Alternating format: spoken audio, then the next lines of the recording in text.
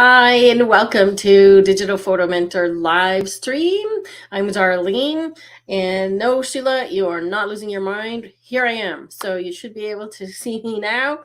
You were just a little bit early. So welcome. If you are new to this channel, I do a live stream every week at this time where I edit subscriber submitted images.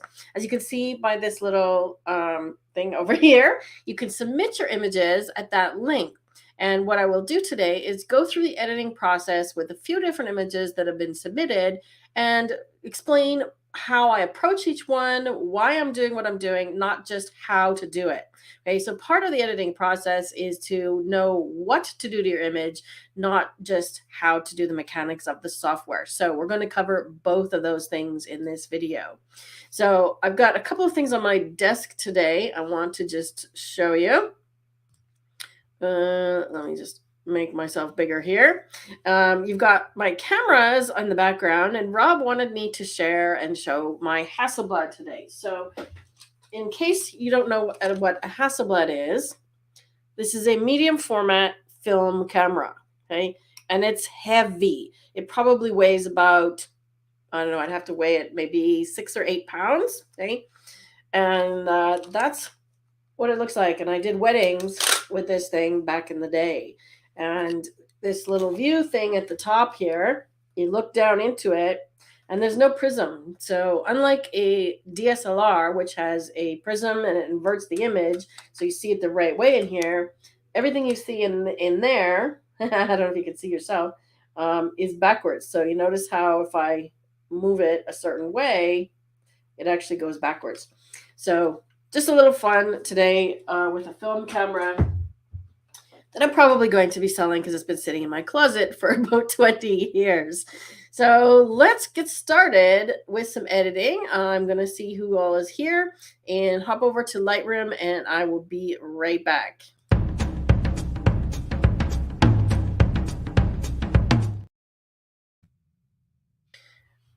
All right, let me get this off the screen.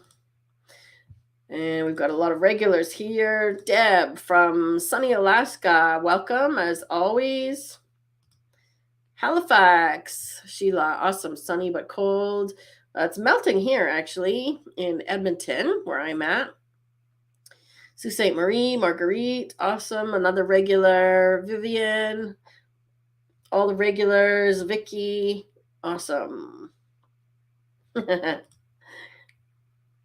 Taking me back. I should keep it as an antique. Yeah, I've had it for a long time, and it wasn't worth a lot for many years, and now it's becoming sort of popular again to shoot film, and I can actually get some kind of decent money for it again. So I have my eye on a couple of Fuji lenses that I'd like to get. So it's tempting to swap it out for a couple of Fuji lenses.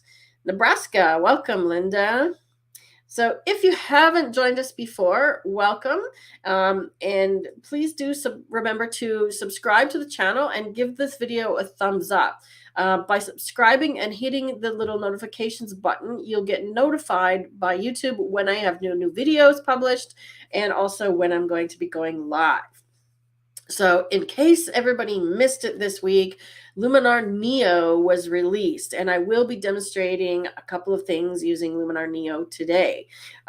There's a lot of controversy around it as to whether or not it's complete or how good it is, but it's still a work in progress, and I'm going to show you what there is there so far.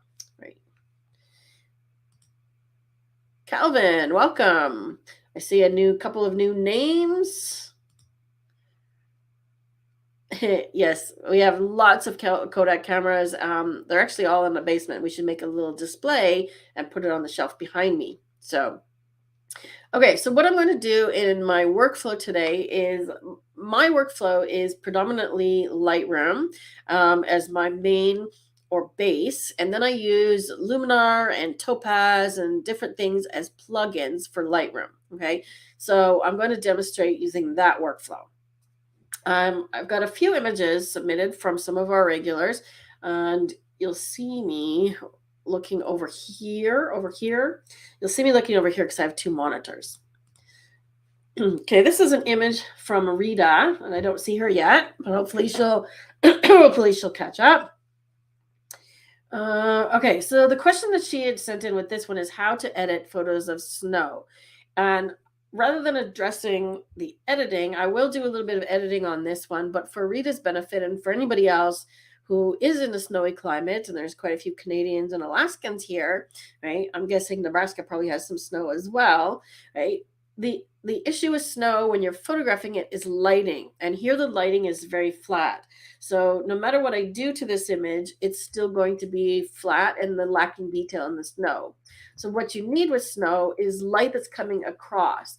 Okay, so you'll notice in this image here, there's various different layers of lighting, and you can see the texture of the snow. Let me turn on my little cursor thing. Where's my cursor thing?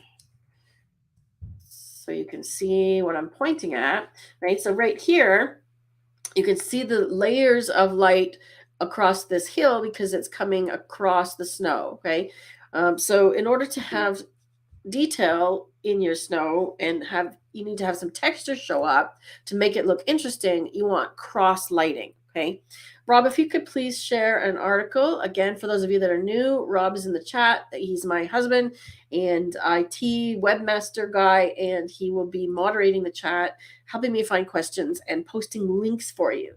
Okay, so if you could please share a link to the article on texture, Rob, on how to capture texture, right? So you'll notice here the snow looks really sparkly, right? So it's got that fresh snow, number one, and number two, the light is coming across it, right? So you see the big difference.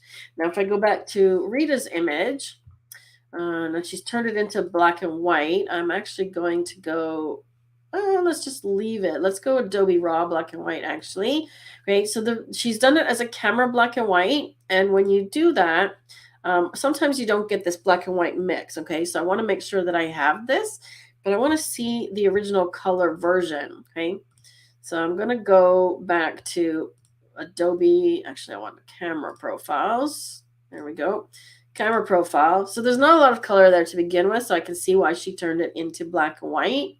Okay. But if I turn down the highlights or I do my little shift double click, so I'm shift double click on the word whites and blacks, and that does what's called setting the end points or the white and the black points. You see how it stretched out these markers here, these sliders.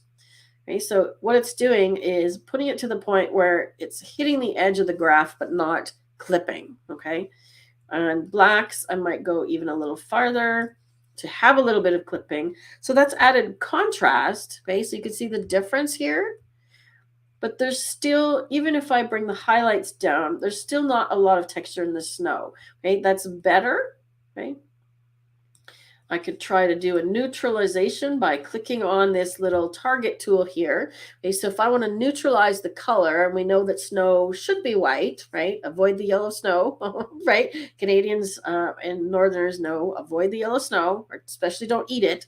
Okay, so click on this little eyedropper here, and then wherever you place it in the image, it's going to neutralize, right? Look at the preview image in the upper left corner and see how it changes color as I move it around. Okay, so it's going to try and neutralize that. Okay, so that's better. It was awfully pink before. Now I find it's a little bit yellow, so I'm just going to dial the yellow down a little. Okay, that looks pretty close. About like that. Okay, so even though I've dialed the highlights way down, the snow still doesn't have a lot of texture. We can try and do select subject. Let's see what it selects. My guess is the bridge. This is the masking tools inside of Lightroom. Okay, so it selected the bridge.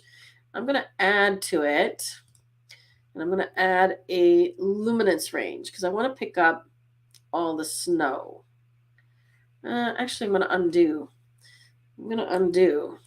And instead, I'm going to do just luminance range because I don't want the bridge so much. I just want the snow. So I drew a little square, okay, over the snow. And now I can adjust it and say, okay, I don't want so much darkness.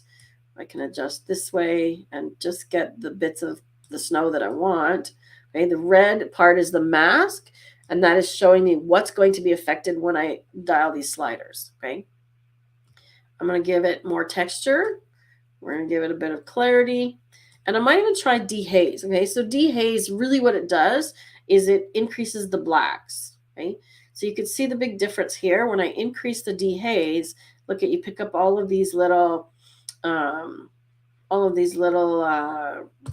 footmarks, footpaths, tracks of humans or animals that are going across here. You can see the big difference that that's making if I turn this off. Okay? So I've done texture, clarity, and dehaze as a trick there. Okay? I might even bring the whites up a little more, which will give a little more sparkle to the snow on the whites. Want to make sure you've got some parts still white. Okay. So before, looks like there's no texture there, but by doing a couple of steps with the blacks and the whites to give it more contrast, and then an adjustment on just the snow, you can now see that there's actually footprints that we couldn't even see before. Okay. So quick tips for editing snow is our first tip for today. So anybody have any questions about editing snow? I'll leave this on the screen for a moment and see what kind of comments are coming in. Rob's got the texture one. Sheila makes a good point. Yes, there is already an update for Neo. They released version 1.0.0 on Thursday, and immediately they came out with 1.0.1. It's a fix for Windows people for the most part because there was a lot of crashing when and they're having installation problems. So if you are using Windows, do make sure that you grab the update. I can actually show you how to do that. I can open Neo.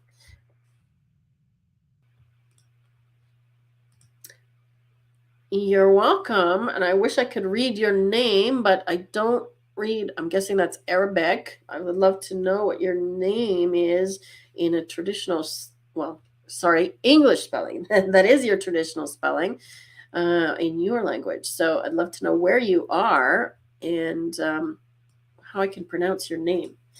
All right. So there's Neo. And to get updates, you just go to the Neo menu at the top and then check for updates. Okay, and you can see that I've already installed, and you can see that it says 1.0.1. Okay, so if yours is still the original one that launched, it will come up and tell you that you have an update. Okay, and you can just install it. Let me just move that over here. What the eyedropper does, Marguerite, I'll demonstrate that on another video, is it's the idea is that it's trying to neutralize color, okay? So anything that you put it over, let me demonstrate on a different image, okay? So anything that you put it over, for example, this one, okay? If I want to neutralize the color, I can click on the eyedropper, and you'll notice that as I move it around the image, it's not updating so much. But if I go into this area where there's lots of blue here, for example, okay, the image is going to get warmer. If I go into an area where it's warmer, the image is going to get bluer. Okay, so it's trying to neutralize whatever color is under the eyedropper. Okay. Now I made this one blue on purpose because I wanted it to feel colder, okay, because the original was quite yellow. Okay, so if I use the eyedropper and I go into the shadow area here, which is quite blue, you can see that it warms up the whole image. Okay. If I do it again and I go into this area where, if let's say, so if I do it on the road, okay, now it's going to go back to blue. So I used this tone or a similar tone to this because I wanted it to feel colder, and I felt that the yellow made the image feel warmer, and I wanted to feel that wintry coldness, right? So you can use white balance to really affect the feel of your image, okay? So it doesn't have to be, the way it was shot, because I can look at the original white balance. That's how it was shot, and it looks green to me. So first of all, I would get rid of some of the green, okay? And I'm using what's called a scrubby slider right now, okay? So if you grab the slider, it goes really fast, okay? But if you want to just go 1 or 2 points, it kind of goes too fast, goes too far. But if you put your mouse over, let me see if I can get this to zoom in. If you put your mouse Oh, good. Can you guys see this? Over the actual number, it turns into a hand and this little arrow thing. So don't click on it because you'll get that, right? But just kind of click and hold. And then when you drag it, it only goes a little bit. Okay, so that's called it goes slower. That's called a scrubby slider. Okay. Mahmoud Al-Hassi from Libya. Libya, welcome. I'd love to know what time it is in Libya. It's got to be late evening, I'm guessing. So welcome from Libya. I think that's our first Libyan viewer. Congratulations, Mahmoud, for being our first Libyan viewer.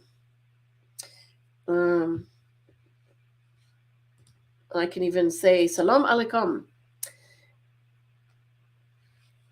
Okay, so that's snow. Let's look at something else. Okay, so I've got another image that I want to play around with in Lightroom and then in Luminar Neo using the new Relight tools. Okay, can you guys hear me okay? I've got my microphone a bit farther away than I usually do, but it avoids my desk noise, my keyboard noise. So let me know if my sound is okay. Just say yes.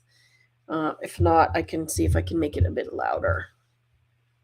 All right, so this one here was submitted by VK. I'm not sure who that is, but it's got some deep shadows, right, in this cemetery and a really interesting looking tree, and then some really bright areas in the foreground. So the challenge with an image like this is that you've got a lot of contrast in the scene, and trying to keep detail in both the highlights and the shadows is the big challenge. Hey, Bruce, nice to see you. Bruce Wunderlich used to be a writer for me when I was the editor of DPS, so welcome. And he does a lot of bird photography, fabulous bird photography. VK is you. Oh, awesome, Vicky. Okay, great. So let's take a look at this image if you want to tell us where you photographed this. Okay, so the challenge is that it's, midday lighting and it's really, really contrasty. So if you can go back and shoot at different time of day, that's optimal. But let's see what we can do with what we've got.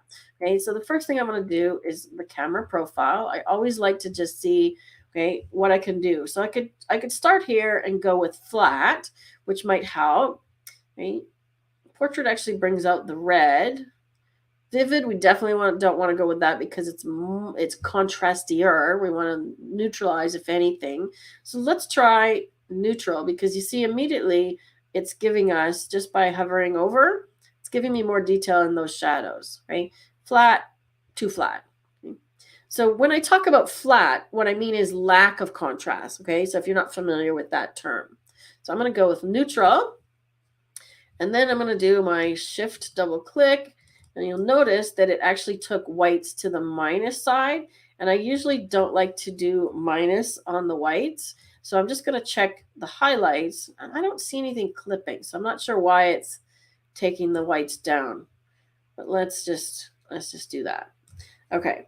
So right off the bat, we've got a little bit of detail coming out. We can bring the shadows up. Okay. But then you see it starts to get flat again. Okay, so you have to be really careful if you're, I'm going to show you what you want to not do, okay, on an image like this.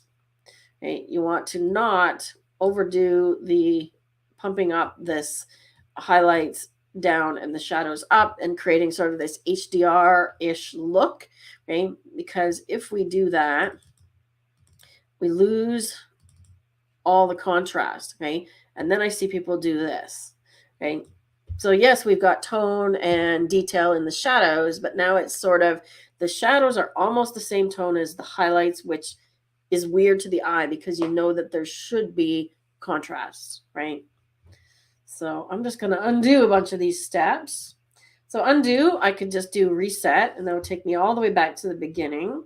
But I'm going to go back to this point here where I had applied just a slight minus highlights. And actually even there. Nope, there. Okay, so we're going to go back to there. Then we're going to get a little bit of shadows. So use these two sparingly and don't go push to the far ends, okay? Let's do some local adjustments to pick up the detail. So when I'm talking about all of these sliders here. These are what's called global edits. Okay. Maybe let's change the white balance as well. So global edits apply to the entire image, and local edits are just a part of the image or localized. Okay. Oh, Savannah, Georgia. I've been to that cemetery, Vicky. Awesome. Yes, we have been there. It's actually really beautiful. I should have known it was south because of the Spanish moss on the trees here. It's beautiful. Looks like you were there in the fall, and we were there in the spring one year. Okay, so that's as far as I'm going to go with the local adjustments.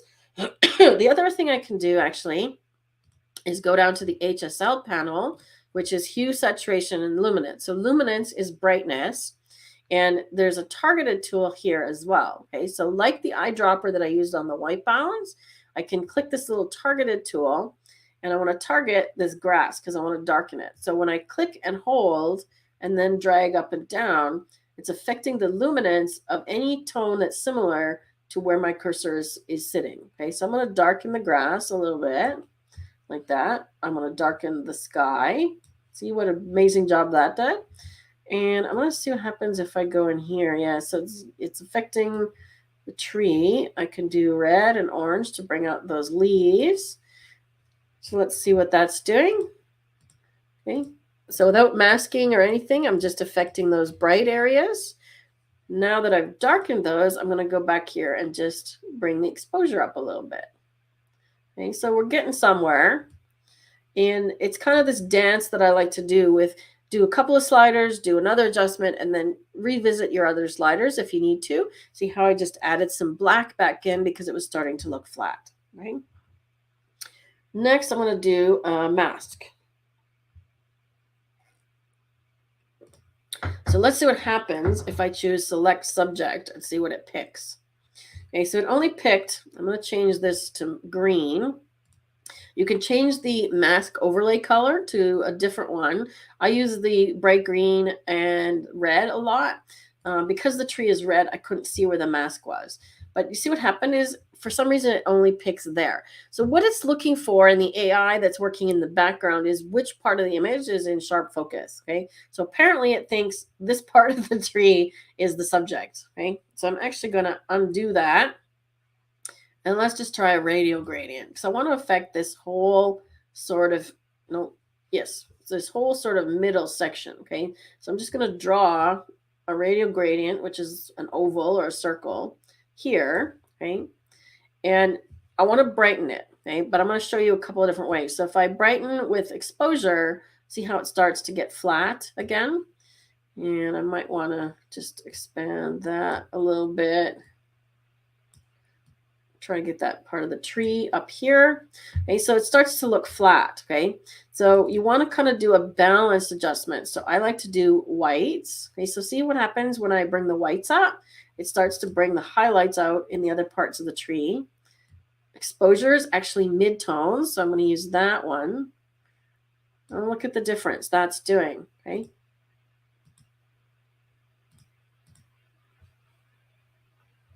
Let me turn that off. Don't want to show my overlay. All right. Okay, so before, this is the very beginning. Look how dark it is. And now we've brightened it up, but it still looks fairly realistic. And then I'm just going to check the blacks again. Okay, so see, there's always this dance. As I brightened everything, and now I want to make sure that I still have blacks in these deep shadows. Okay. One thing else I notice is that it's very blue down in this area compared to the sun area here, okay? Now I could add another mask to darken the grass even more. This time we could add a linear gradient, okay? So that's like a edge one like this. And I'm just going to bring the exposure down and even the blacks a little bit, just darken, okay? So I just want to darken this edge in the sun. Okay. And then the color difference I want to adjust. So shadows are always bluer than areas in the sun. Okay, so what I'm going to do is go into this color grading panel, and you think the color grading is for doing things like black and white split toning, but you can actually change the color of the shadows here. I'm just going to give them a little bit of sort of yellow orange. Okay.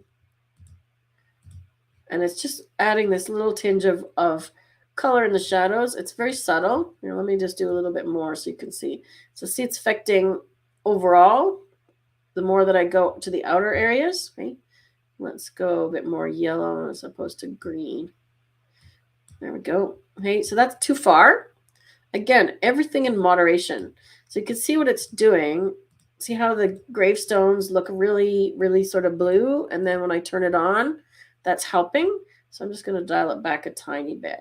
So you're just matching the color a little bit more of the overall image, okay? So technically that's a global edit as well. Let's see, what else can we do? Cropping, I might crop this one a little bit because I want to always look at the edges of the image, okay? So there's these pillars here that look like it's from the other side of the walkway and a little tree bit sticking out over here. So I could clone that out, but I want to get rid of this too. So I'm going to keep the aspect ratio. So when I move this around, if I don't hold anything, and this is unlocked, okay? So if I lock it, it keeps the aspect ratio, meaning it doesn't change the proportions, right? If it's unlocked, you can do any proportion you want, right? Or you can hold shift key and hold it down and it will keep the proportion. So I'm just going to come up from the bottom a little bit to get rid of some of those things in the bottom and that tree over there. And I might actually clone these guys out, okay? So this type of thing, I could try cloning this in Lightroom. I'm using a lot of the keyboard shortcuts here. Rob, if you could please share a link for people to download the Lightroom keyboard shortcuts PDF. We have a free cheat sheet for you that is a Lightroom keyboard shortcuts. That's a one-pager that you can print out and have handy. So I'm going to try cloning here. And sometimes Lightroom does a good job and sometimes it doesn't. Okay, now that's not bad, but it kind of looks a little bit funky color-wise. Let me try it again. I'm going to make a smaller paint. Okay, now it thinks that it wants to pull from there, which is a little bit weird. So I'm going to find a different area. That's not bad. That's not bad. Now this one, I think I'm going to have trouble with, okay? Oops, forgot. Didn't finish painting. Let me get the whole thing. So I need to have an area to pull from that's as big as where I'm trying to. And so this is what's called the source area. It's going from there to the other spot. Okay, so this is your source. This is your target. Okay, so if I just look at that, it's not bad. It's not great though. Okay, so I'll just keep moving it around, and it's doing it's doing what is called content aware fill. Okay, it's trying to match this area with what's around it. Okay, if I don't look too closely, it actually looks not too bad. If I want to do a better, more detailed edit and make sure that it's perfect, I would take it into Photoshop. Okay? Yeah, thanks, Vicky. Okay, so your job is to try these things as well. What software are you using? Sorry, I don't have the form out here that everybody filled in. So if you could tell me what software you're using. And yeah, as Rob says, unfortunately, we can't do workshops in the US for two reasons. Number one, the IRS wants us to pay them. So I'd have to pay Canadian taxes and US taxes and get a work visa to work there. And as well, doing any workshops in the US or tours means that my insurance would actually triple because what happens is if something occurs and somebody decides to sue us for something, if the workshop is held in the US, then it goes to US court and they're more likely to pay out for somebody suing me, which would be, they would more likely to be pay out for the plaintiff. I guess I would be the defendant, right? Whereas if I'm doing workshops anywhere else, it would come to Canadian court and they're less likely to pay out and I would be less likely to lose money. So it's a risk that the insurance companies don't want to take. That's how litigious the US society is. We're very, we're not like that in Canada. We generally don't sue people at the drop of a hat. So let's take a look at this image again, before and after. Okay.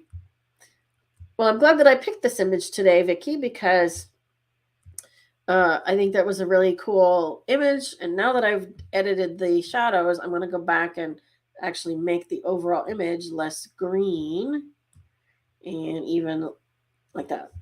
I could also go and select the sky and see if we can even darken it a little bit more. It should give us a good sky selection. Okay, so notice how it didn't really pick up the clouds, which is interesting. So let's just see if I dial down the exposure, see how it's not affecting the clouds, right? And it's kind of got a bit of a halo. So there's no way to actually fix this mask or dial it in up and down. Like I can't say shift it or anything like that, but let's just darken it a little bit. All right. So there's our before and after. So everything I've done, and I've talked about this before, is in this image in particular is about tone control. If we go back to the one of the snow, it was very similar, but in that one I actually wanted to add contrast, and in this one I've decreased contrast. Okay, so ironically, I've chosen two images that were exactly opposite to work on. So hopefully that gives you some good tips there. Lightroom and Photoshop and Luminar. Yes, so I'm going to do a demonstration in Luminar as well. So I actually want to put this one. So I'd already made a copy of this one as a TIFF. And I want to pull this one into Luminar. So this is the original. I haven't done any edits on it. It's just a copy of the raw file.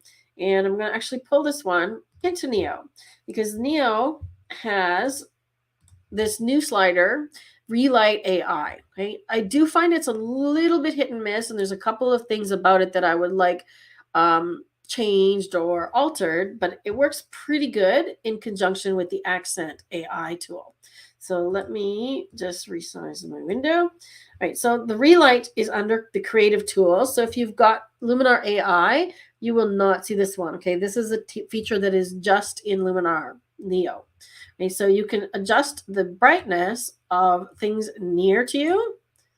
Okay, and again, it's looking for, you see how it brightened the foreground? It's looking for stuff in the foreground. You can adjust how far it goes into the scene. Okay, so if I increase the depth, it's going further in and brightening up the tree. But the problem is it's brightening the foreground as well. Okay, I could also darken the background. So see how it brings that sky down at the same time. Okay, I can warm up the near bits.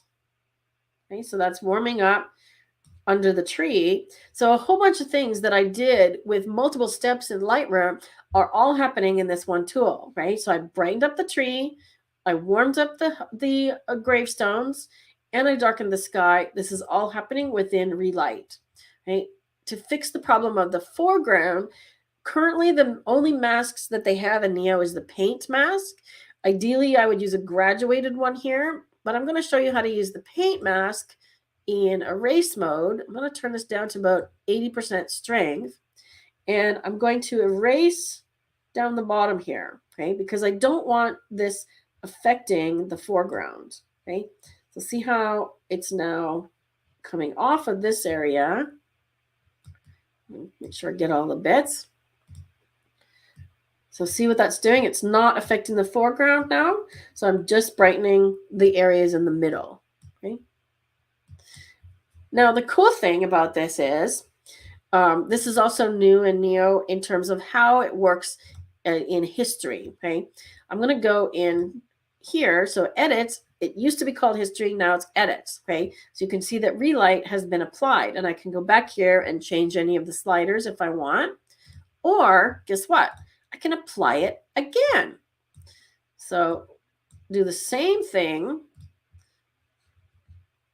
mask it again. Oops, I painted it in. Got to hit erase. Okay. Oops, I've switched it. Let me see if I can invert. Yes, I can. There we go.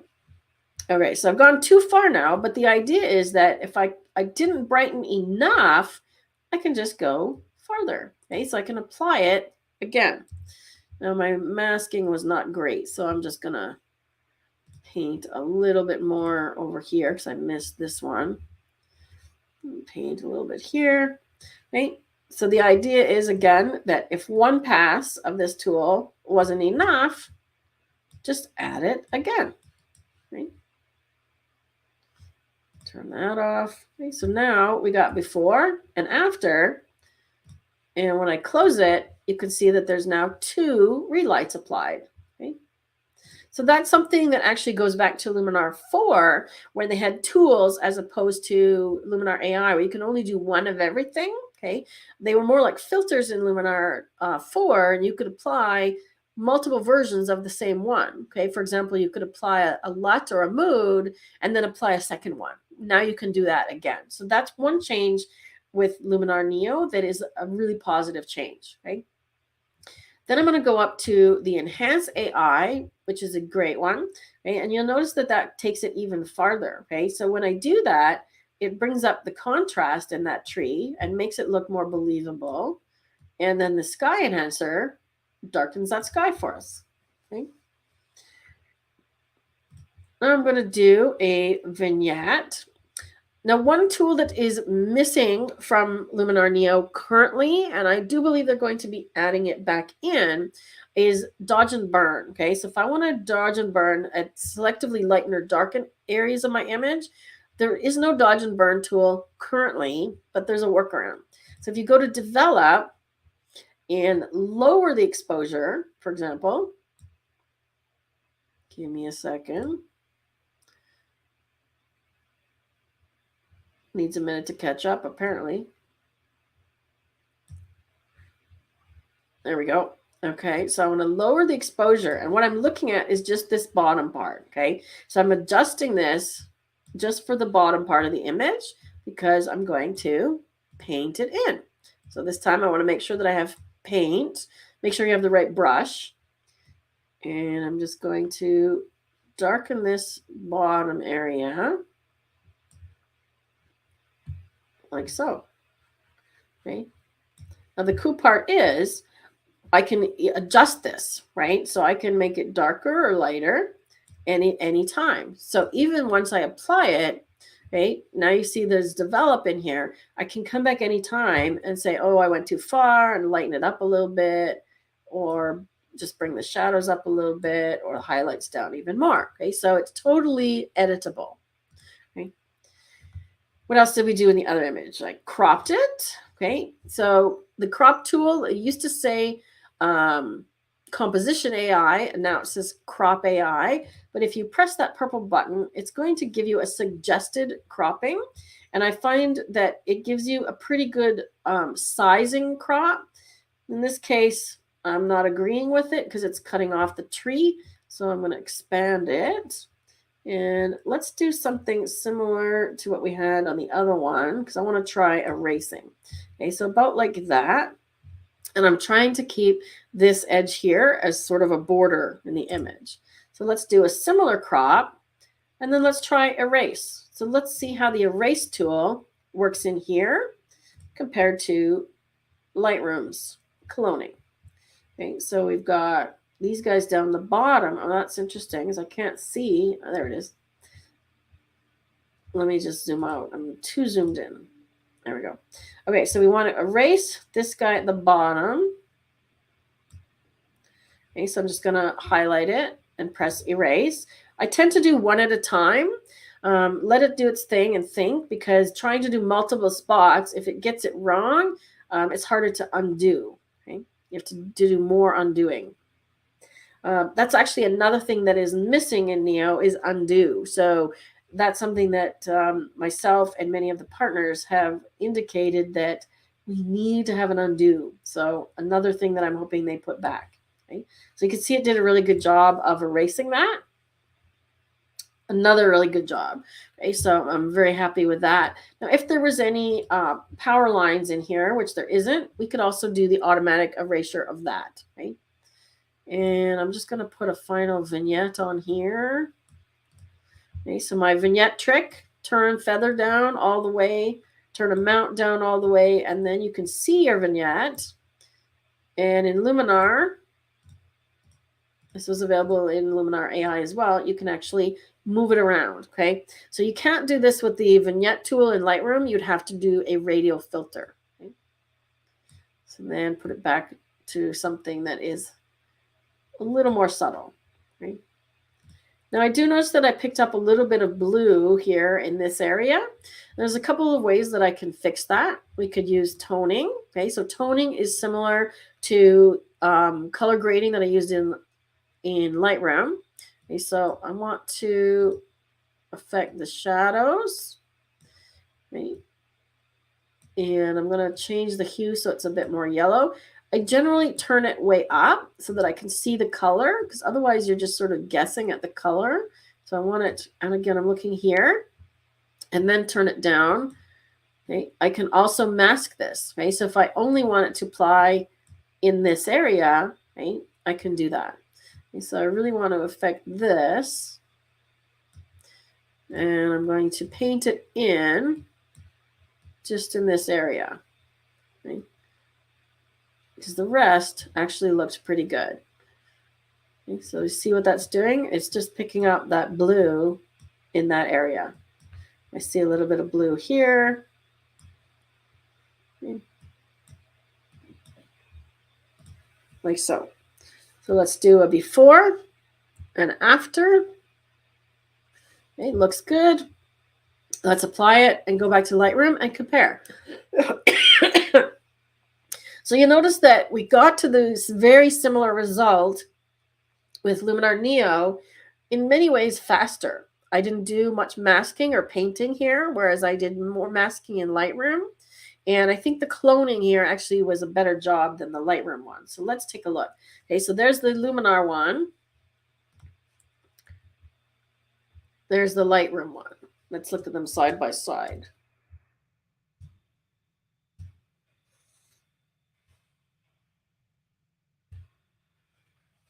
They look pretty similar. Here, let me get myself off the screen so that you can see it a little bit better. They look pretty similar.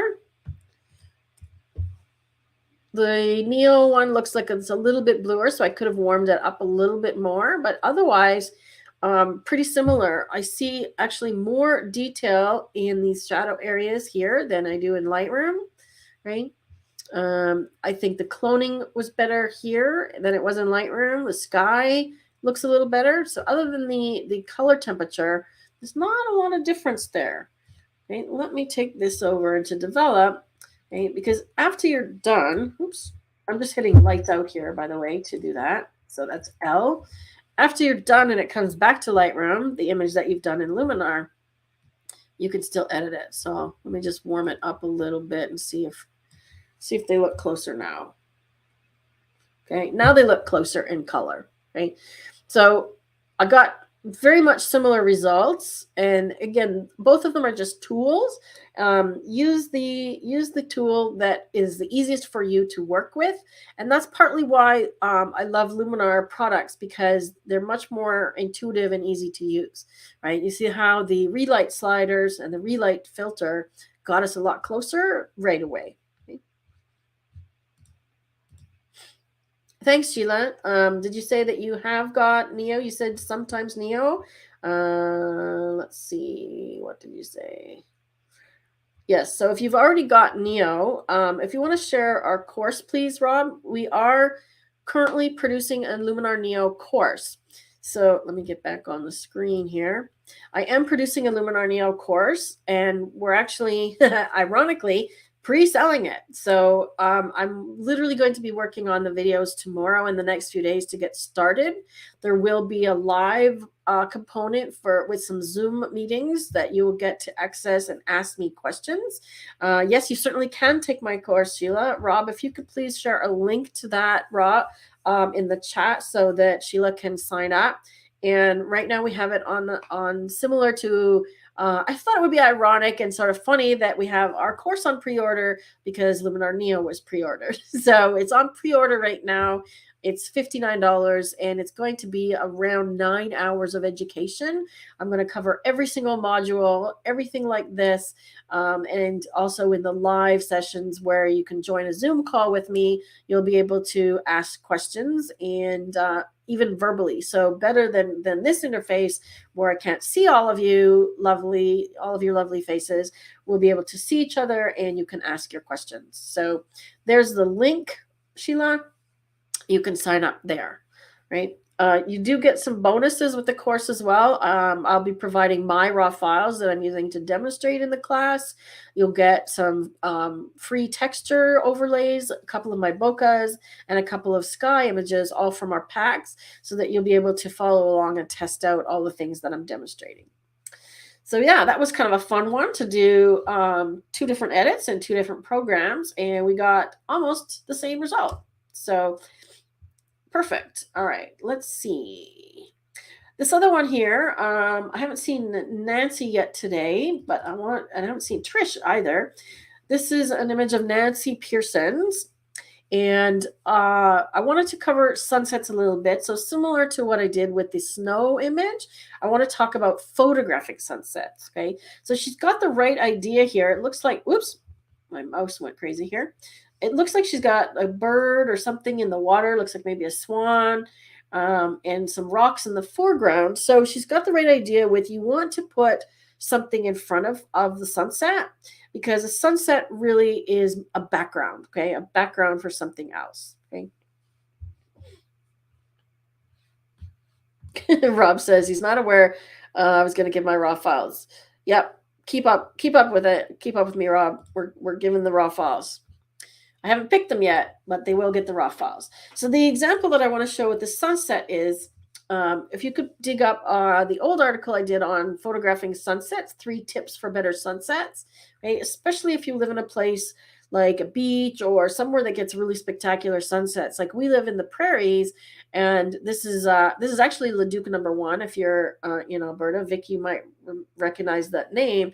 It was the first oil well in Alberta, and it's just outside of Edmonton near Devon. And this is the pump jack, right? So I went out and I photographed it as a silhouette, and it's really representative of Alberta with the oil derrick and so on. And in the fall, when it's harvest time on the prairies, you get a lot of dust in the air, and it actually creates these spectacular sunsets, right? So when you're doing a sunset, you want to underexpose a little bit. Okay, that's tip #1, so that you're exposing for the sky and the foreground becomes a silhouette. You want to put something in front of it, okay, like so. Okay, so here's a beach shot. Okay, so that's a pretty ordinary sunset, but it's a really vibrant color. And I put some hammocks in the foreground. Okay, I was sitting in the hammock and I saw this, and I thought it made a really interesting scene, right? You know immediately that you're on the beach somewhere. Okay? And there's Rob jumping on the beach in Oregon. Okay, so I wanted something else to balance out my image here. So I asked him to go over there and jump up and down several times. Okay. I think this was in Thailand, maybe. Okay, so again, it's not about the sunset. Okay, it's about putting the things together so that you have something in the foreground, gives you a bit of context. Okay, so your images will be more interesting and more effective if you have layers and depth in your image. And the idea is you have something in the foreground, the middle ground, and the background. So your sunset is literally just the background. Okay, so if I go back to Nancy's image here, okay, so she's got the right idea. Okay, she's got something in the foreground. We could see that it's a rocky beach. I'm just not sure if it's enough to hold the interest. Okay, that's not an interesting enough silhouette. Okay, so let's take a look at editing this image real quick. I'm not going to spend a lot of time on it. It is a raw file. Interesting. So it's a Lumix, Panasonic Lumix file, and there's lots of interesting camera profiles. So I'm going to actually choose scenery to give me a little better color. So she's done a good job on the exposure as well, right? So you want to make sure that the only thing clipping is the sun, if you have the sun in your picture. And I'm hitting the J key to get that. Okay, so again, our Lightroom keyboard shortcuts. I will have a keyboard shortcut for Neo as well, for those of you that are using Neo. But there's a lot of things that aren't completed yet, and a lot of the keyboard shortcuts from AI actually don't work. Do you have the link to the Luminar AI keyboard shortcut, Rob? Because Sheila might want to pick up that one, or anybody else that's using Luminar AI, because we do have a keyboard shortcut sheet for that. We have a Photoshop one as well, so you might as well grab them all, Sheila. We got keyboard shortcuts that you can print out and just put on the wall so you can use them while you're editing. Okay, so the next thing I want to do with this one is bring the highlights down. So see what happens when, like I said, underexpose your sunsets. Okay, so when you bring actually I'm going to bring the whole exposure down. You see what happens is the color gets richer. Okay, when you overexpose, you get a washed out sunset. And if you are using, let's just see what she shot here in camera mode, metering mode pattern. I'm looking for shooting mode and it's not giving me. Exposure program, normal. I don't know what that means. Okay, so if you use an automatic type of exposure setting like aperture priority, for example, you actually want to dial it down to -1 or more. Okay, so your camera may give you this kind of exposure because it's trying to average the scene and give you the best of both worlds, but you actually want to go a little more on the minus side to get that color. Okay. We're going to try a crop here because it looks like the horizon is crooked, and I'm just going to hit auto and see how it did correct it a little bit, but I want to see if it did a good job. And to do that, I'm just going to grab this ruler. Okay, so if you have a really clearly defined horizon or a really strong vertical in the middle of your image, you can use this ruler to draw along it, right? I'm clicking and holding, and then when I let go, it straightens based on that line, okay? So it looks like it did a very good job. Well, the other thing I'm going to do is the horizon is dead smack in the middle, okay? So a little bit of composition here. When we look at this, it gives us the rule of third grid sort of as a default, but if you hit O on your keyboard, you'll see many different other overlays, including this type of grid. If you want to do more straightening, you could see better with that, right? Also this one, which is the Fibonacci sequence, which is another method of using a little more advanced composition tools, right? Different croppings for images. I'm going to stick with rule of thirds, okay? So the sun itself is kind of on one of these lines and in this intersecting point, which is kind of where you want to put your subject, okay? But the horizon is right in the middle, okay? So when the horizon is in the middle, the viewer doesn't know if you want them to look at the top half of the image or the bottom, okay? So here, is the sky more important or is the ocean more important? For me, the most interesting part is this reflection on the water and the ripples. So I'm actually going to get rid of a lot of the sky. So remember, unlock the aspect ratio, and then you can get rid of it. Because there's not really anything in the upper part of this image that is all that interesting. I might come up a little bit from the bottom as well. Okay. So see how now this is a lot more interesting?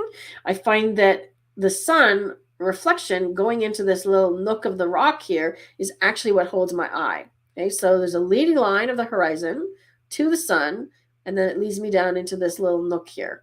I'd love it if this bird was actually over here. I would love it if the bird was there. We can actually do that in Photoshop, believe it or not. I may demonstrate something similar to that. We have a Photoshop class on Thursday as well. So if you are into Photoshop, we did Photoshop 101 a couple of weeks ago, and I have Photoshop 201 coming up on Thursday. Rob wants me to move the bird. Well, okay, let's try it. So if you want to come to the Photoshop 201 class, if you could please share a link to that, Rob. So for this one, I am going to edit in, and I'm going to open it. I don't want it as a smart object, actually, because I'm going to make a copy of the layer. So I'm going to open it in Photoshop, okay? So what that means is it's going to take off, it's going to start where I left off here in Lightroom. So it's going to make me the same version, but it's going to open it in Photoshop, okay? So this is where I left off. Let me just fix my... There we go. Okay, so I talked a lot about workspaces and things like that here in setting these types of adjustments. So the background layer is there. So I'm just going to copy it. And you can do that by clicking Command Control J, or you can go here and choose Duplicate Layer. Okay, so I'm just going to duplicate it like so, because I don't want to edit on the background layer because that's what's called destructive editing. Okay. So there's a couple of different ways. I could actually duplicate the bird, and that's a really easy thing to do using the patch tool. So that's this guy here. Okay. So I'm going to use the patch tool, and I'm going to set it to destination. So source, destination. So I'm going to draw around this little swan, and I'm going to just drop him over here. Okay, now you see it didn't do the best job of sort of getting it to fit in, right? So let's undo that.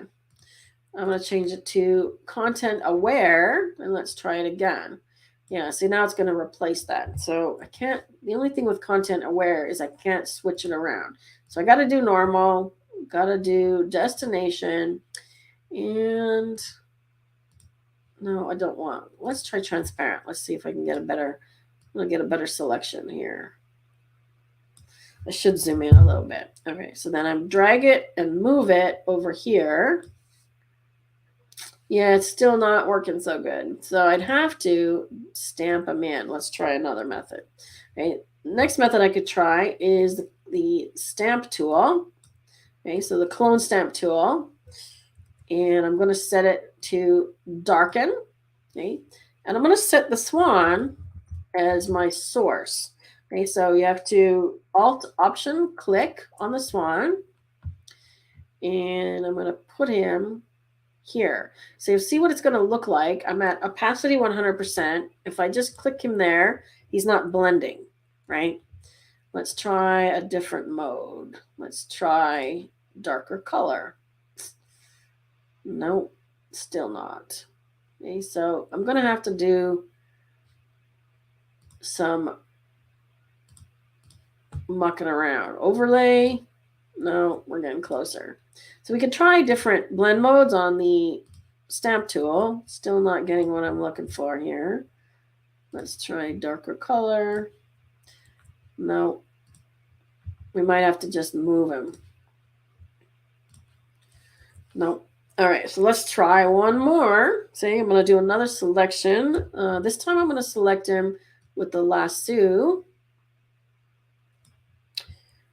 Actually, I'm not. I lied. I'm going to use this content aware move tool. Okay, so this one is a little crisscross. I'm going to select him. See, I could put him here easily, right? Because the background is the same. I just moved him, right? I'm going to get a smaller selection. So I could put him here easily, right? Because it's a similar tone. But when I go to move him over here, let's see how well that blends. Not so well. Okay, so now that I have that selection, let's see what we can do.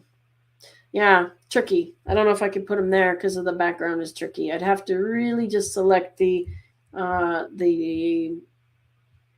little dude here. Let's try magic wand. Okay, so if I just click on him, no. If I just click on him, change my tolerance. I want to get a precise. So I'm trying to select just him, and it's not working so great. I want to just select the guy. Let's see. Let's try the quick select. And we're getting closer. We're getting closer. It's going to take a while. I would have to do a lot of work on selections. Selections are not the easiest thing ever to do.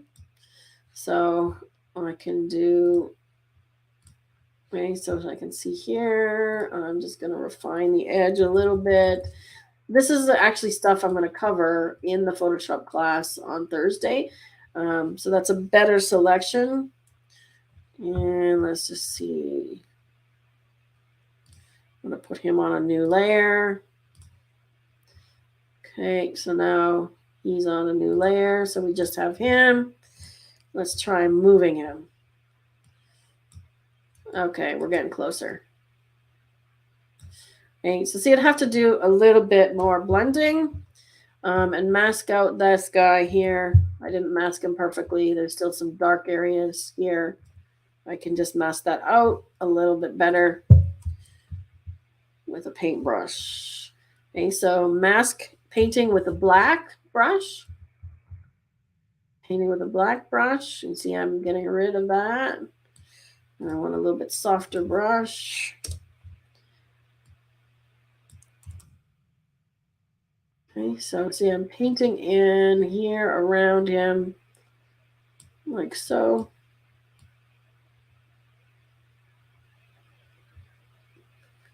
It's not the best job ever, but it's pretty good. Okay, so now we got 2 birds. We move this guy over, and we got one in the sun. Okay, so there's lots of different. I'm actually, like I said, going to be covering selections and things like that in the Photoshop 201 class. So there's what we did, right? So there's the original, and there's the one with a bird in the light, right? And I think if I'm going to leave him there, I would clone out this other one so he's in the light. Yes, I did end up putting him on his own layer. Okay. Awesome. Thanks, Sheila. Yeah, make sure you do so before Tuesday because it's still on the early bird pricing for $14.97. So it's going to be about 3 hours of education for the rest of you, and it's only $15. So if you really want to learn Photoshop, and you'll have lifetime access to the recordings as well. Right. I think I have time for one more. Let's see, which one was I going to do here? I want to save one of Trisha's until she's actually here. So let's do this one of AJ's. He often picks up later because I think he's in a time zone that's not handy for watching at this time. Okay, so let's take a look at this. And he's got camera standard. I'm going to choose landscape because it gives me a little bit more punch here. Okay. Oops. Come back here. Okay, so landscape, just give me a little bit of dark.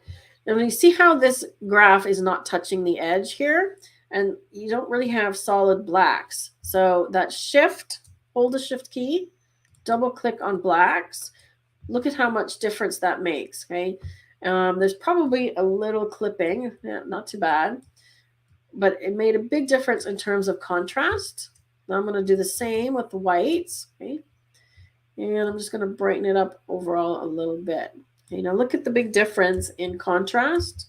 Okay, so see how this looks washed out?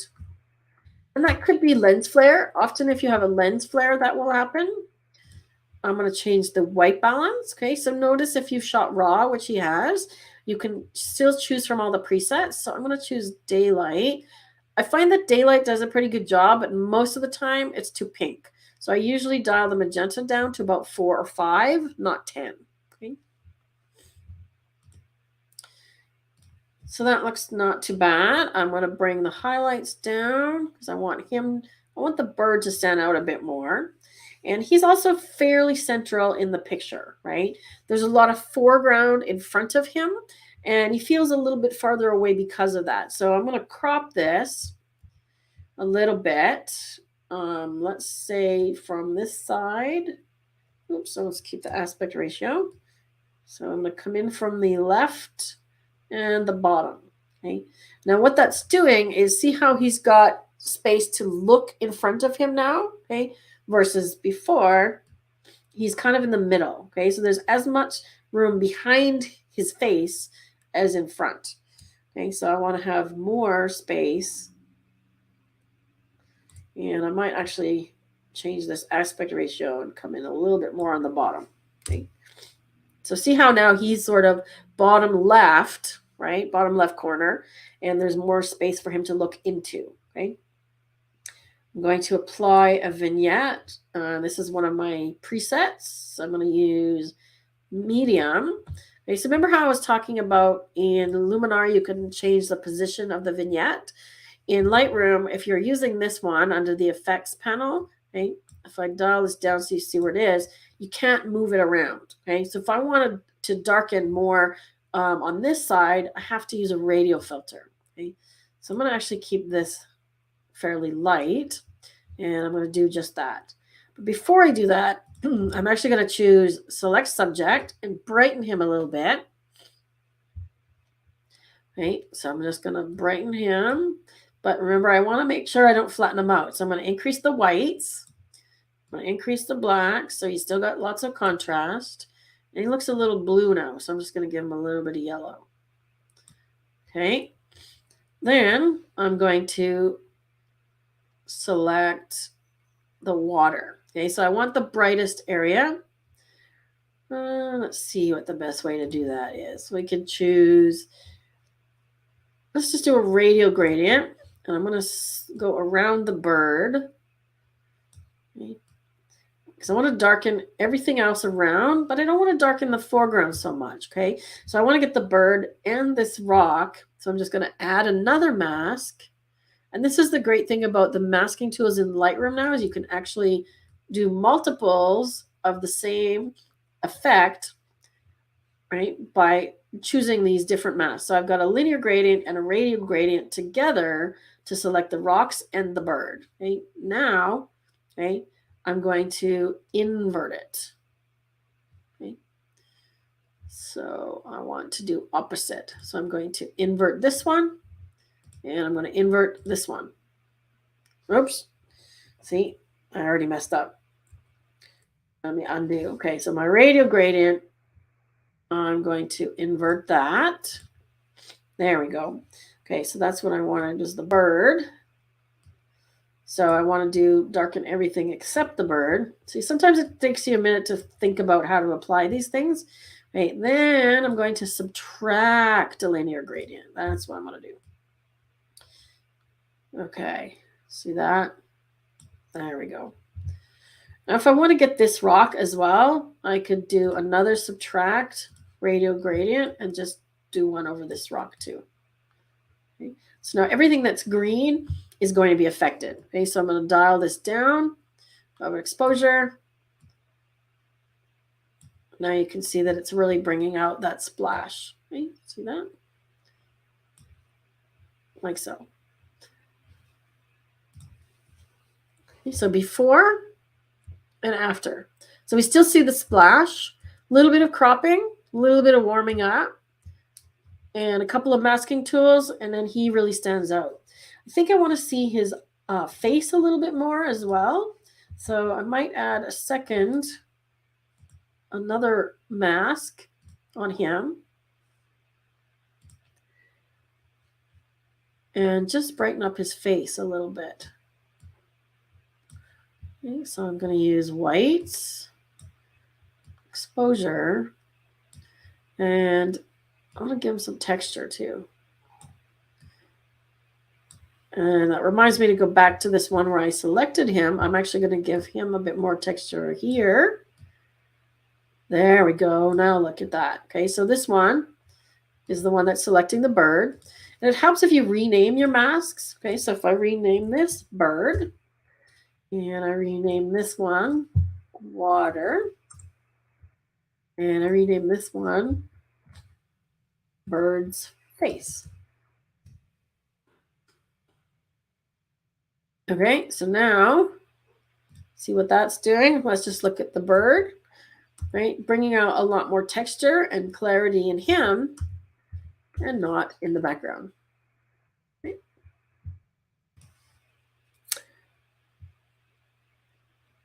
Rob thinks that the Photoshop class will be 4 hours. Yeah, I've got some really cool things that I'm going to demonstrate, including, I'll just give you some little sort of teaser. I'm going to give you a teaser.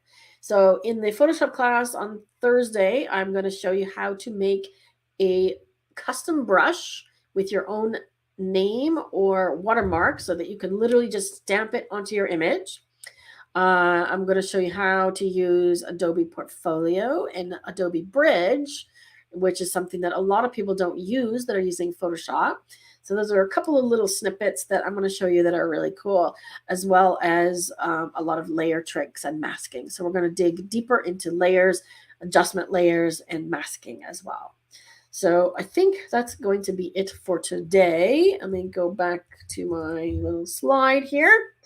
So I'd love to know if you picked up one thing with this live today. Please tell me in the comment area, what did you learn from this video today? Remember to give it a thumbs up. If you've already done so, thank you very much. It helps us to reach other people on YouTube. The more likes and subscribes that we get, the wider that our videos are shown to other people on YouTube, and we can help other photographers like you to help edit their images. So love to hear your comments today. I'm going to stick around for a couple of minutes, and I'd love to hear what you learned today. If you picked something up, I think Stephanie enjoyed, or Sheila enjoyed my edit on her image, and Vicky enjoyed my edit on her image. So I'd love for you guys to then take what I demonstrated as your homework to go and try and replicate what I did. Okay. Hey, Stephanie, layers and masking. Yes, we will be covering that in great deal on Thursday. Lorraine, thank you. I'm glad you're here. Please check the comment area. We've got lots of learning opportunities. I don't know what sort of software you're using, Lorraine, but I demonstrate pretty much Lightroom, Photoshop, Luminar, Topaz, whatever I feel is the tool that is needed for that image. I hope you enjoyed the editing today. We did a couple of really cool comparisons, Lightroom and Luminar. Always pick up something I didn't know from Linda. That's awesome. I'm so glad. Inverting the subject to get the background, and then adding, subtracting from that. Yeah, you can also do what's called an intersect on the mask too. There's a full class on that actually, Stephanie, that we did with Pete Van Den Eyne. It was 2 webinars, 2 3-hour webinars. So there's a full 6-hour class just on the masking tools. Rob, if you want to share a link to that for Stephanie, she can check that out. David signed up for Thursday. Awesome. We'll see you there. Love the use of the eyedropper tool to remove an unwanted tint from the snow. Didn't know whether that would work to get rid of telltale yellow snow. Yes. Well, first of all, don't photograph the yellow snow, but if it's just from the lighting conditions, absolutely. So it's that eyedropper, which is, it's called a targeted adjustment tool. So anything that you use to select or click on the image like that, the same thing I was using in the HSL panel. It's a targeted adjustment tool. Vicky looks forward to editing your new photo in the new Neo. Awesome. Sheila says, the fact that you try many different ways to get the best results. I didn't know the shift double click on the blacks and the whites. Yeah, that's a really good one. And I use that a lot, Sheila. Actually, there's a full video on that. My basic edits in Lightroom. If you look in our channel, Rob may have a link to that one. I know that he is looking for links to the masking one. I'll see if I can find that one for you. And let's see, I'll find the masking one. Lightroom and color, where are we? Where is our masking class, Rob?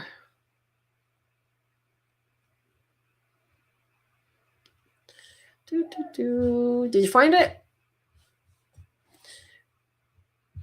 Mike Castile. Okay, Rob's got the masking one, and the only other one we need is the basic edits in Lightroom, Rob. So there's the masking class. Awesome. Glad to have you, Mike. Welcome. I don't know the rush reference because Rob knows that I absolutely detest Rush. I cannot stand Geddy Lee's voice. So it comes on the radio. And I will switch. And the other day we were driving and Rob starts counting and I go, what are you counting? And he got to like 20 or 60 or something before I realized that Rush was on, and I quickly changed the radio station. So. Any preference for the photos we submit? If you click on, or if you go to that link, Vicky, it will tell you what kind of images I'm looking for. Basically raw images, But the one that you submitted is great. One that has given you a challenge editing, or if there's something specific that you want to do, when you fill out the form, let me know. And then I can see that as, say, for example, you wanted, if it was your image with the swan, for example, say, I want to remove the swan, or I want to duplicate the swan, or have a whole pond full of swans, or something like that. So if you have something specific that you're trying to do that you're not able to do, indicate that, and I will give it a go. Right? Mike likes my rush thing. All right. Well, I think that's it. Rob, if you've got the link for Stephanie in the chat for the YouTube video on basic editing, basic panel in Lightroom. And other than that, I think I have to sign off, and I'm going to get to work on Luminar Neo course videos. So if you've already purchased that course, as soon as I have some videos posted for you, recorded, edited, and posted, it's a little bit of work. It takes us a day or two to get a video up and ready for you to watch. You'll get a notice. I'll send an email to everybody once there's something for you to watch. All right. And as soon as we set the dates for the lives, you'll be in the know on that as well. So as long as you're signed up with the pre-order, you'll get all the information when there's something for you to watch on Luminar Neo course. So thanks for joining today. Nice to see people from around the world. As usual, have a good week and take care.